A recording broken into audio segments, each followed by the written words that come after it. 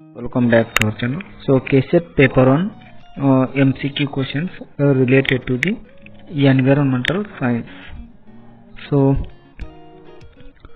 first one question: which of the following is considered as the major source of pollution in rivers of India?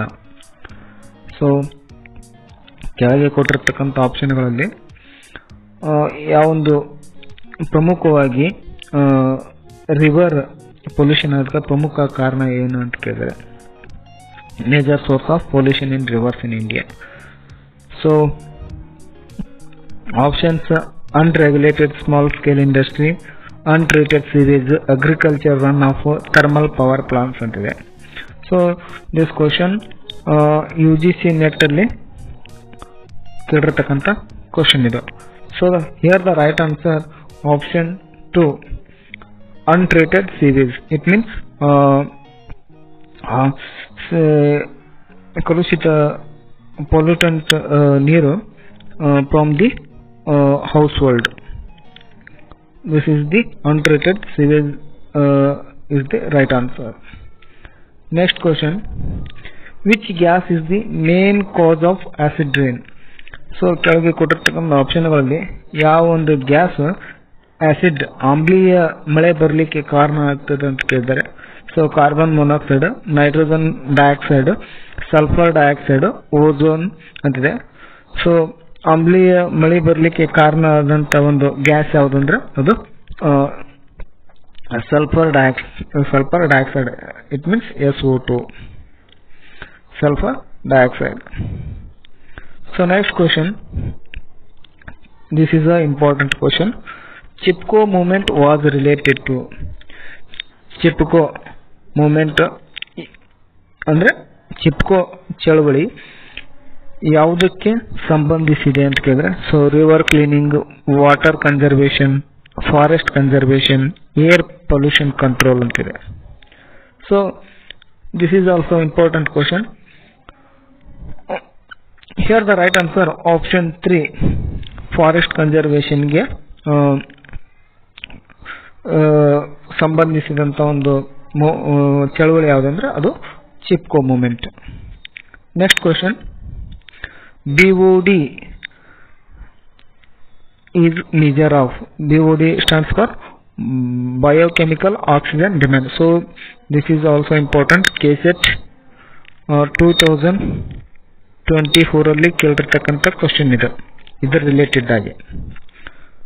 So question ಏನಿದೆ, BOD is a measure of. So oxygen released by oxygen released by plants in water, oxygen required to decompose organic matter, oxygen dissolved in water, oxygen consumed by aquatic animals ಅಂತಿದೆ. So the right answer option 2, oxygen required to decompose organic matter. So BOD full form biochemical oxygen demand. So next question: the Montreal Protocol was signed to control. So this is also very important question. Every exam alli ider related one question irtade. Montreal Protocol was signed to control. So air pollution, ozone layer depletion, global warming, river pollution ಅಂತಿದೆ. So Montreal protocol ozone layer ಡಿಪ್ಲೇಷನ್ಗೆ ಸರಿಯಾದಂಥ ಒಂದು right answer ಆಗಿದೆ. So this is very important. Next question: water pollution control act in India was enacted. So water pollution control act ಯಾವಾಗ ಇಂಡಿಯಾದಲ್ಲಿ form ಆಯಿತು, enacted ಆಯಿತು ಅಂತ ಕೇಳಿದ್ರೆ, so 1974, 1981, 1986 and 1992.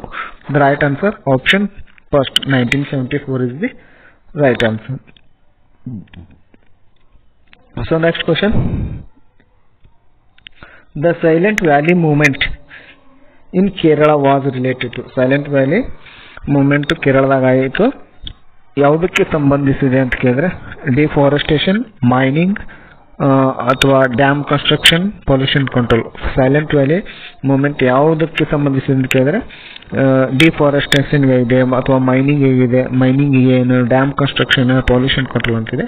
So silent valley movement related to this one, that is dam construction. Next question. This is also important question. So KSET ಮತ್ತು UGC NET ಎರಡರಲ್ಲಿ ಇದರ related one question ಬಂದಿದೆ.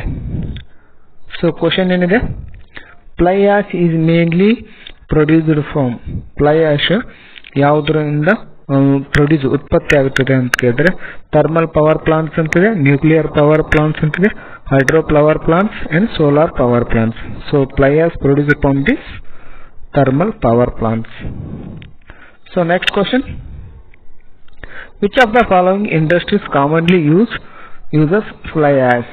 So ಯಾವ ಕೆಳಗೆ ಕೊಟ್ಟಿರ್ತಕ್ಕಂಥ ಆಪ್ಷನ್ಗಳಲ್ಲಿ ಯಾವ ಇಂಡಸ್ಟ್ರೀಸ್ ಸಾಮಾನ್ಯವಾಗಿ ಫ್ಲೈ ಆಶ್ ಅನ್ನು ಯೂಸ್ ಮಾಡ್ತಾವೆ ಅಂತ ಕೇಳಿದ್ರೆ textile industry, brick industry, fertilizer industry, paper industry. So fly ash ನ ಯೂಸ್ ಮಾಡ್ತಕ್ಕಂಥ ಇಂಡಸ್ಟ್ರಿ ಯಾವ್ದಂದ್ರೆ ಅದು brick industry is the right answer. So next question, fly ash is useful in agriculture because. So fly ash ಅಗ್ರಿಕಲ್ಚರ್ಗೆ useful ಆಗುತ್ತದೆ ಯಾಕೆ ಅಂತಂದ್ರೆ ಕೇಳಿದ್ರೆ it provide silica and micro nutrients. So option 1, it provides silica and micronutrients, it increases soil aeration, it improves water retention and all of the above. So ಇಲ್ಲಿ fly ಆಶ್ ಇವನ್ನೆಲ್ಲ provide ಮಾಡ್ತದೆ. ಏನು ಮಾಡ್ತದೆ ಇದರಲ್ಲಿ? It provides silica and micronutrients ಇರ್ತದೆ, it increases soil aeration, it improves the water retention in soil and all of the above. So the right answer option 4. Fly ash improves soil quality and helps crop growth. So next question, which of the following eco-friendly uses of fly ash? ಯಾವೊಂದು options ಕೆಳಗೆ ಕೊಟ್ಟಿರ್ತಕ್ಕಂಥ option ಒಳಗೆ eco friendly use of fly ash ಅಂತಿದೆ. So agriculture as a micronutrient, waste land development, dam and water holding structures, brick industry. So all of this. So the right answer option E, all of these. So next question, so this is UGC NET ಮತ್ತು KSET-ಗಳಲ್ಲಿ ಕೇಳಿರ್ತಕ್ಕಂಥ question ಇದೆ, important question. So question, which of the following natural disasters has no definite beginning and end? So options: earthquakes, landslides, hurricanes, droughts. So the right answer option number 4, droughts is the right answer. Next question, which natural disaster is measured using the Saffir-Simpson scale antide? So options: earthquakes, hurricanes, floods, volcanic eruptions. So the right answer option 2, hurricanes is the right answer. If you like this video, please subscribe my channel for more videos. Thank you.